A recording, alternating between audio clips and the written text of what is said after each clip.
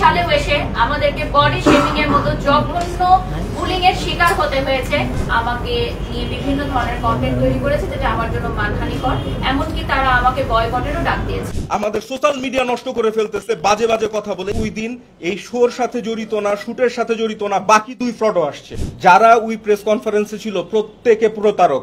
Bubly madam কিন্তু মাঠে ready ছিলেন, একদম ড্রেস পরে একদম হেলিকপ্টার মাঠে রেডি ছিলেন, যার কারণে নামার সাথে সাথে তার শুটটা ছিল এবং তার শুটটা ফ্লাইং অবস্থায় ছিল, মানে হেলিকপ্টার চলমান অবস্থায় থাকে এবং সেটা কি পেমেন্ট ওনারা করেছিলেন এবং তারাও পেমেন্ট করেছে, দুটোই কোম্পানি পেমেন্ট করেছে। কিন্তু সেক্ষেত্রে উনি আমাদের সাথে যে পেমেন্ট করে যে কথার করেছে যে সময় মতো আসতে পারেনি, এটা ছিল তার সমস্যা, যার কারণে আমরা প্রপারলি উনি সানসেট পাইনি বলে বলেছেন। এবং রিসোর্টে উনি 1 টাকার কফির বিলও দেননি, সেটা আমার তাহলে এখানে আপনাদের কাছে প্রশ্ন থাকলো যে কিভাবে জোরপূর্বক হেলিকপ্টার চুরি করে শুট করলেন বারিশ হক। আচ্ছা, এখন আমি আরেকটু কিছু বলতে চাই, আমি একটু শেষ করি, পুরো বিষয়টা শেষ করি। তো তারপর 2 দিন পরে আপনাদেরকে ডাকা হলো, প্রেস কনফারেন্স করা হলো, বলা হলো যে আমরা জোর করে নিয়ে গিয়েছি, কনসেপ্ট চুরি করেছি। আচ্ছা, অভিযোগ করতে হয় এখানে ক্লায়েন্ট 2 জন। প্রথম ক্লায়েন্ট গৌতম সাহা, দ্বিতীয় ক্লায়েন্ট হচ্ছে রোজা আফরোজ। রান্নায় আমার ভালোবাসা Jamuna gas stove. Jamuna gas stove, আধুনিক, নিরাপদ ও দীর্ঘস্থায়ী।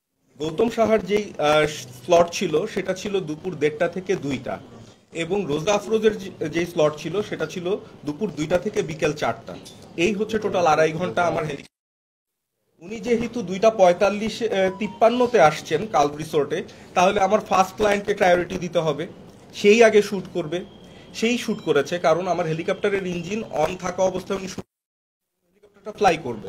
ইভেনচুয়ালি উনার স্লটটাই ফার্স্টে ছিল, উনার দেরি হওয়ার কারণেই কিন্তু পরবর্তী জনের দেরি হয়েছে। এবং আপনারা যদি জানতে চান যে আসলে এরকম কিনা, আমার কাছে কাগজ আছে, এখানে আপনি টোটালি দেখতে পারবেন। আমি রিসোর্টে পারমিশন দিয়েছি উনার শুটের কতক্ষণ থেকে কতক্ষণ হেলিকপ্টার ফ্লাই করবে। একই রিকোয়েস্ট এয়ার ট্রাফিক কন্ট্রোলে দেয়া আছে যে আমার গেস্ট কখন হেলিকপ্টারে চেক ইন করবে, কখন ঢুকবে, কখন উঠবে। আমার রিকোয়েস্ট দেয়া ছিল এটিসিতে, এয়ার ট্রাফিক কন্ট্রোলে, আমরা 1:30টার সময় ফ্লাই করব। উনি যখন দেরি করেছে তখন আমরা সেকেন্ড রিকোয়েস্ট করেছি, সেই সেকেন্ড রিকোয়েস্টে আমরা ফ্লাইং পারমিশন পেয়েছি 2:45-এ। এখানে কি দোষ আমাদের যে আমরা তাকে দিতে পারি নাই? বরং তার এই দেরি করার কারণে প্রথম ক্লায়েন্ট গৌতম সাহার শুটে দেরি হয়েছে। দ্বিতীয়ত হচ্ছে আমাদের ওই দিন 4টা ছিল, জয় রাইড ছিল। আপনারা জানেন আমরা সব থেকে কম মূল্যে 5,000 টাকায় জয় রাইড দিই, 10 মিনিট করে হেলিকপ্টারে ঘুরাই। তো আমাদের 4টা জয় রাইড ছিল, আমরা একটা জয় রাইড করতে পেরেছি, বাকি 3টা জয় রাইড আমাদের ক্যান্সেল হয়েছে এবং আমাদের প্রত্যেকের টাকা ফেরত দিতে হয়েছে। আমরা কোম্পানি কিন্তু এটার ক্ষতিগ্রস্ত হয়েছে, আমরা কোনো ক্লেম করি নাই। যে ঠিক আছে, আমাদের ইন্ডাস্ট্রি, আমার ওয়াইফও তো একই ইন্ডাস্ট্রির, আমিও তো একজন বিজ্ঞাপন নির্মাতা, আমরা এই বিষয়গুলো বুঝি, আমরা কিন্তু এটা নিয়ে কিছুই বলি নাই। কিন্তু তারপরও তারা এটা করলো। এবং মজার বিষয় দেখেন, 2 দিন পরে তারা যখন বলল যে কনসেপ্ট চুরি করা হয়েছে, পুরা এলিগেশন কার বারিশ হকের। বারিশ হক এখানে কে? বারিশ হকের এটা শুট না, বারিশ হক এটার ক্লায়েন্ট না, বারিশ হক হচ্ছে ফ্লাই ট্যাক্সি এভিয়েশনের ব্র্যান্ড অ্যাম্বাসেডর। এবং আপনারা দেখবেন যে তারা যেই এটা করেছে, সংবাদ সম্মেলনটা করেছে, সেই সংবাদ সম্মেলনে কারা আসছে? একজন নারী উদ্যোক্তা এবং আরেকজনকে আমি চিনি না। এরা শুটের সাথে কোনোভাবে সম্পৃক্ত না, এরা মাঠেও ছিল না, কিন্তু তারা এমন ভাবটা করলো যে তারা সব দেখে ফেলেছে, সব জানে। কিন্তু আমার প্রশ্ন হচ্ছে, আপনার শুট নিয়ে যদি আপনার কমপ্লেইন থাকে, তাহলে তো আপনার সেই শুটের মডেলরা থাকবে, কোরিওগ্রাফাররা থাকবে, ফটোগ্রাফাররা থাকবে, তারা কেউ আসলো না কেন?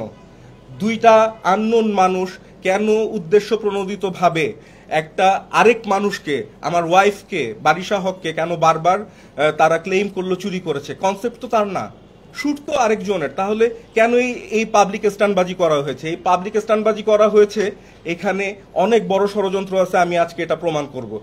যারা ওই প্রেস কনফারেন্সে ছিল প্রত্যেকে প্রতারক, আমি আজকে প্রমাণ সহ দিব। ওরা এই স্ট্যান্ডবাজি করেছে যে ওরা যদি বারিশকে ফ্রেম করতে পারে যে হেলিকপ্টার চুরি করছে, ইন্টারন্যাশনাল একজন ফ্যাশন ডিজাইনার আসছে, তাহলে সে তার কাছ থেকে টাকা নিতে পারবে বিভিন্ন মডেলের কাছ থেকে, যেটা সে 2023 সালেও নিয়েছে।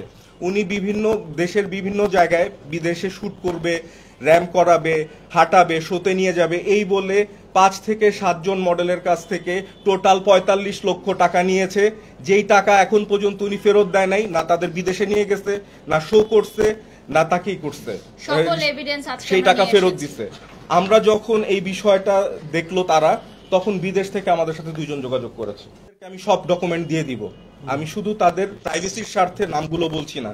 এই হচ্ছে এগ্রিমেন্ট 2023 সালের 22 জুন, যে এক মডেলকে উনি আমেরিকায় নিয়ে যাবে, শুট করাবে, এই কারণে 5,35,000 টাকা সে নিছে। নেয়ার পরে সেই মডেলকে সে আমেরিকায়ও নিতে পারে নাই, টাকাও ফেরত দেয় নাই। তারপর ওই মডেল যখন তার কাছে টাকা চাইলো, সে বাংলাদেশ থেকে ভেগে ইউকে চলে গেছে। চলে যাওয়ার পরে সেই মডেল উত্তরা পশ্চিম থানায় একটা অভিযোগ করেন। অভিযোগ করার পরপরই এই মহিলা সব রকম যোগাযোগ বন্ধ করে দেয়। বন্ধ করে দেওয়ার পরে এই টাকা উদ্ধার করা যায় না। 2024 সালে যখন রোজা আফরোজ আবার আসে বাংলাদেশে আসার পরে সেই ভুক্তভোগী আবার পুলিশের মাধ্যমে তাকে ধরে এবং অঙ্গীকার দেওয়ায় সে যাতে তার টাকা ফেরত দেয়। এই টাকা 2024 সালে দিয়ে দেওয়ার কথা ছিল। রোজা আফরোজ দিয়েছে 1 লক্ষ সামথিং টাকা ফেরত, এখন পর্যন্ত বাকি টাকা ফেরত দেয় নাই। একই সাথে লন্ডনের কোর্ট থেকে তাকে ফ্রডের জন্য 4,587 পাউন্ড জরিমানা দিতে বলা হয়েছে। আমি এই ফাইলগুলো আপনাদের কাছে দিয়ে দিব। উনার ব্যবসায়ী হচ্ছে যে বিভিন্ন মডেলদের কাছ থেকে ফটোশুটের কথা বলে, বিদেশে শোর কথা বলে টাকা নেওয়া এবং সেটা আত্মসাৎ করা। এবং এই কারণেই ওই দিন এই শোর সাথে জড়িত না, শুটের সাথে জড়িত না, বাকি 2 ফ্রডও আসছে। এরা শুধু পাবলিক স্টান্টবাজি দিয়েছে। তারা তো বলেছিল আমাদের বিরুদ্ধে আইনি করবে, অভিযোগ দিবে। কোথায় সেটা আমরা অপেক্ষা করেছিলাম। আজকে তাদের কালো ছায়া আমি আপনাদেরকে দিচ্ছি। মজার বিষয় বলছি, যে লোরাটো কোম্পানি বলছেন, আপনি দেখেন এই কোম্পানিকে 2023 সালে ইউকে ব্যান করে দিছে, বিকজ তারা ফ্রড। এই যে দেখেন 2022 সালে এই কোম্পানিকে সিজ করা হয়েছে, 2023 সালে এই কোম্পানিকে ডিসলভ করে দিচ্ছে, বিকজ এই কোম্পানি আসলে এক্সিস্টই করে না ইউকেতে এখন আর। কিন্তু তারা এখনো বাংলাদেশে লোরাটো কোম্পানির শো হবে, এই হবে, সেই বলে প্রলোভন দেখাচ্ছে, টাকা নিচ্ছে এবং অনেকে ভয়ে আপনার কাছে মানে টাকা ফেরত তো চাইতেই পারতেছে না। বরং আজকে এক প্রেস কনফারেন্সে একজনের আশার কথা, একজনের ভুক্তভোগীর তাকে থ্রেট করা হয়েছে যে তুমি যদি আসো তাহলে তোমার অনেক সমস্যা হবে। এই জন্য সেই প্রেস কনফারেন্সে আসে নাই। আমরা এতক্ষণ যাবত ওয়েট করেছি। সে বলছে ভাইয়া আমি খুব ভয় পাচ্ছি, আমি আসতে পারবো না। তবে তার ফাইল সে আমাকে পাঠিয়ে দিয়েছে। ইউকে থেকে আমাদের কাছে সব এভিডেন্স, এগুলো সবই ইউকে থেকে এসেছে। এটা যেখান থেকে এসেছে, আমি ইউকেতে যখন গিয়েছিলাম একটা ব্যবসায়িক কাজে, তখন ইউকে কমিউনিটিতে আমার যোগাযোগ হয়, বাঙালি কমিউনিটিতে। এবং যেই বাড়িওয়ালার কাছে এই লেটারটা আসছে, সেই বাড়িওয়ালাই আমাকে এই সব পাঠিয়েছে, ইউকের সকল কিছু সে পাঠিয়েছে। এবং আরেকজন তো বাংলাদেশী, তাকেও আমি কিন্তু এই কাগজগুলো এখানে ফাইল করেছে। তার আগে ববিতা আপার আমল থেকে বাংলাদেশে হেলিকপ্টার ব্যবহার করে আসতেছে। এটা কোথাকার চুরি হলো? কনসেপ্ট চুরি। এটা কি বিশ্বে প্রথম কনসেপ্ট? যে কেউ যা কিছু বলে ফেলবে, এইটা তো আর মানা যাচ্ছে না। আমাদের সোশ্যাল মিডিয়া নষ্ট করে ফেলতেছে বাজে বাজে কথা বলে। এই ধরনের নারীদের ধিক্কার জানাই আমি। এ তো শুধু একজনকে অপমান করতেছে না, পুরা নারী জাতিকে এরা অপমান করতেছে, বডি শেমিং করতেছে, যা ইচ্ছা তা বলতেছে। এগুলো কি? এগুলোর প্রতিকার চাই আমরা এবং আইনি পদক্ষেপ আমরা নিব।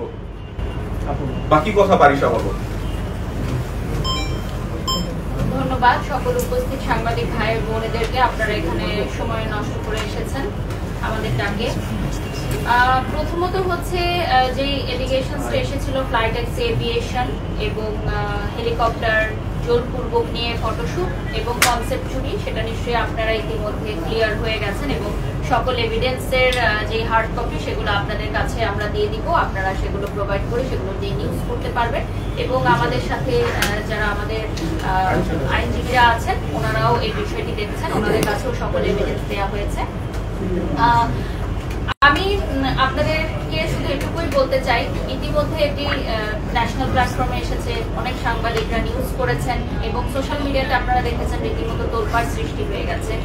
উদ্দেশ্য প্রণোদিত ভাবে যে বা যারা বারবার আমার এই ক্যারিয়ার নষ্ট করতে চাচ্ছেন, আমার এই সুনাম, আমার দীর্ঘদিনের পরিশ্রম এবং সততার সাথে একটা জায়গা তৈরি করে আমি এখন ব্র্যান্ড প্রমোটার হিসাবে যে স্ট্যাবলিশ হয়েছি এবং আমি এখন এক বা একাধিক ব্র্যান্ডের ব্র্যান্ড অ্যাম্বাসেডর হিসেবে যুক্ত আছি, সেই সকল ব্র্যান্ডের ভ্যালু নষ্ট করা, সেই সকল ব্র্যান্ডের মানহানি এবং ব্র্যান্ড অ্যাম্বাসেডর হিসেবে আমি বারিশাকে আমার মানহানি করার জন্য কিছু চক্র, কিছু দুষ্টু চক্র উঠে পড়ে লেগেছে। আপনারা বিগত কয়েক মাস আগেও দেখেছেন একটি বেসরকারি টেলিভিশনে আমাকে বিভিন্নভাবে হেয় করার চেষ্টা করা হয়েছে এবং পরবর্তীতে বিভিন্ন কন্টেন্ট ক্রিয়েটাররা বা নতুন ব্র্যান্ড প্রমোটাররা আমাকে নিয়ে বিভিন্ন ধরনের কন্টেন্ট তৈরি করেছে যেটা আমার জন্য মানহানিকর, এমনকি তারা আমাকে বয়কটেরও ডাক দিয়েছিল।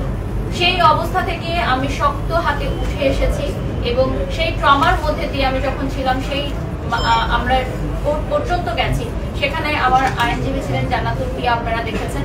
ওই কেসটা এখনো চলমান আছে।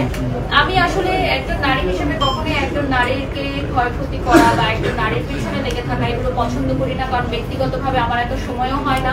আমার এবং আমার হাজবেন্ডের বেশ কিছু যৌথ বিজনেস আছে, আমি নিজেই অনেক ব্যস্ত থাকি আমার সংসার বাচ্চা নিয়ে।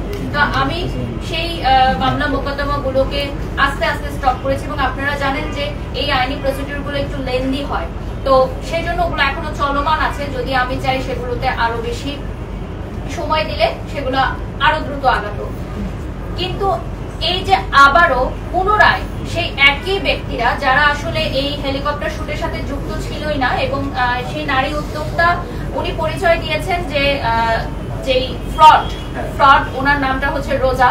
আমি ওনাকে ফটোশুটের দিন ওনার সাথে আমার দেখাও হয়নি, কিন্তু প্রেস কনফারেন্সে মিথ্যা অভিযোগ দেওয়া হয়েছে যে আমি ওনার সাথে খারাপ ব্যবহার করেছি। যেই মানুষটার সাথে আমার দেখা হয়নি এবং ওখানে দুইজন সাংবাদিক উপস্থিত ছিলেন, আমি ঠিক জানি না ওনাদের নামটা, ওনারা নিজেরা রাজসাক্ষী যে আমার ওনার সাথে ওই দিন ফটোশুটে দেখা হয়নি এবং রিপন সাহেবও ছিলেন ওখানে। আমার রোজার সাথে ওনার সাথে আমার ফটোশুটের দিন কোনো দেখা হয়নি, তো খারাপ ব্যবহার বা দুর্ব্যবহারের কোনো প্রশ্নই আসে না। আর উনি যে বারবার উল্লেখ করছেন যে আমাদের কোম্পানি থেকে ওনার সাথে খারাপ ব্যবহার করা হয়েছে, আসলে হেলিকপ্টারটা যখন চলমান থাকে তখন অনেক বেশি সাউন্ড থাকে, সেখানে জোরে কথা বলতে হয়, জোরে কথা না বললে কোনো কথা শোনা যায় না। তো সেক্ষেত্রে জোরে কথা বলা মানে কিন্তু দুর্ব্যবহার করা নয়, ওনাকে জিনিসটা বোঝানো হয়েছিল যেটা রিপন সাহেব বুঝিয়েছেন। আমি এই সকল বিষয়টা একটু শর্টে বলে দিই, সেটা হচ্ছে আপনারা রিসেন্ট দেখেছেন যে প্রেস কনফারেন্স আপনারা গেছিলেন, সেখানে অভিযোগকারী যিনি রোজা আছেন, যাকে এখন আমরা ফ্রড হিসাবে আপনাদের কাছে প্রমাণগুলো দিলাম, তার সাথে তার বড় বোন পরিচয় দেওয়া বা ছোট বোন পরিচয় দেওয়া যে নারী উদ্যোক্তা ছিলেন এবং তার পাশে আরেকজন মেয়ে ছিলেন যার নামে আমার অলরেডি কোর্টে মামলা চলছে। তো এই তিনজন মিলে উদ্দেশ্য প্রণোদিত ভাবে আমার নামটি ব্যবহার করে আমাকে হেয় প্রতিপন্ন করার চেষ্টা করেছেন এবং পরবর্তীতে সেই নারী উদ্যোক্তা লাইভে এসে অশালীন ভাষায় অঙ্গভঙ্গি করে, অকথ্য ভাষায় গালিগালাজ করে আমাদের সম্পূর্ণ মিডিয়া ইন্ডাস্ট্রি এবং সামাজিক যোগাযোগ মাধ্যমকে, মানে আমি জানি না এটা কোন ভাষা ব্যবহার করতে হয়, সকল নারী জাতিকে অপমান করেছেন। একজন মা হিসাবে আমার বডি শেমিং করেছেন। 2025 সালেও এসে আমাদেরকে বডি শেমিং এর মতো জঘন্য বুলিং এর শিকার হতে হয়েছে। আমার মানসিক স্বাস্থ্যের কথা চিন্তা করে আমি আজকে এখানে এসেছি যে এই ধরনের মানে নারীরা যারা সামাজিক যোগাযোগ মাধ্যমে বুলিং করে থাকেন এবং এইটাই এস্টাবলিশ করে থাকেন যে বুলিং করার মাধ্যমেই রিচ, ফেসবুক রিচ এবং ফেসবুকের ভিউ বাড়ানো যায়, তাহলে আমাদের পরবর্তী জেনারেশন বা সমসাময়িক যারা আছে তারা এটাই ধরে নিবে যে আমরা সামাজিক যোগাযোগ মাধ্যমে আর কোনো ভালো কাজ করব না, আমরা ঝগড়াঝাটি করব, গালাগালি করব, বুলিং করব, অশালীন ভাষা ব্যবহার করব, অঙ্গভঙ্গি করব, তাহলেই কেবলমাত্র আমাদের প্রচার প্রসার হবে, ভিউ হবে, আমরা ভাইরাল হব। ভাইরালকে একটা নোংরা শব্দ হিসাবে তারা ব্যবহার করছেন এবং আমার নাম তারা বিভিন্ন জায়গায় ছবি সহ প্রকাশ করছেন, ওই ভিডিওগুলো ক্লিপ কেটে কেটে ছোট বাচ্চাদের সামনে অকথ্য ভাষায় ব্যবহার করা হচ্ছে, তাদের স্টাফদের সামনে তাদের স্টাফরাও যুক্ত হয়ে বিভিন্ন অঙ্গভঙ্গি করে দেখানো হচ্ছে এবং তিনি লাইভে এসে সরাসরি বলেছেন যে ব্র্যান্ড প্রমোটারদেরকে ব্র্যান্ডের মালিকরা টাকা দিয়ে ভাড়া করে কিনে এনে চাকরের মতো খাটায়।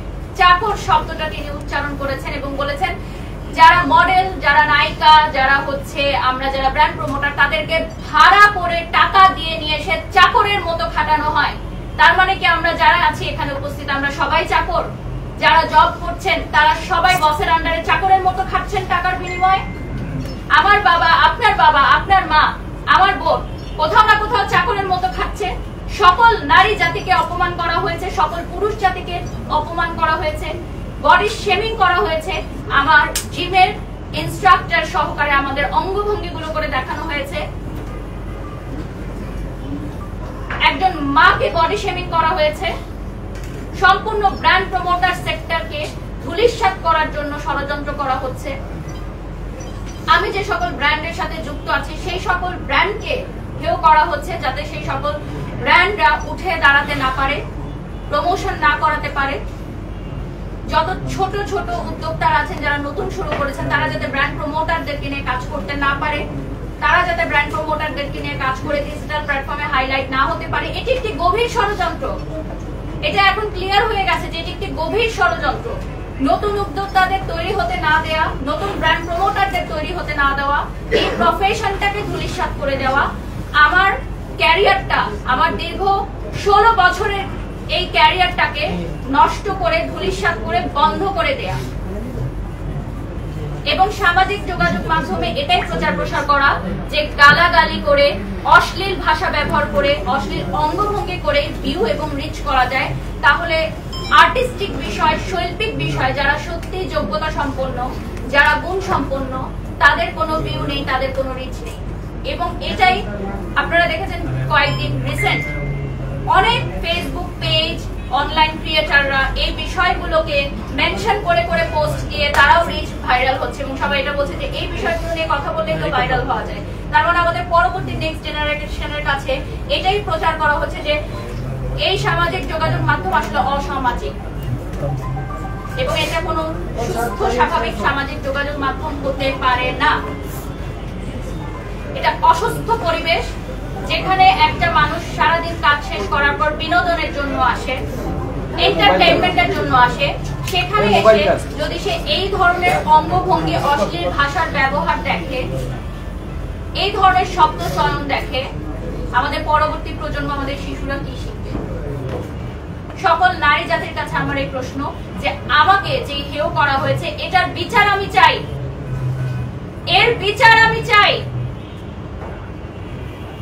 আমি আজকে শক্ত মনোভাবে আছি বলে, আমি এই ট্রমা কাটিয়ে উঠতে পারছি বলে আমার মতো আরেকটা মেয়ে পারবে এরকম না।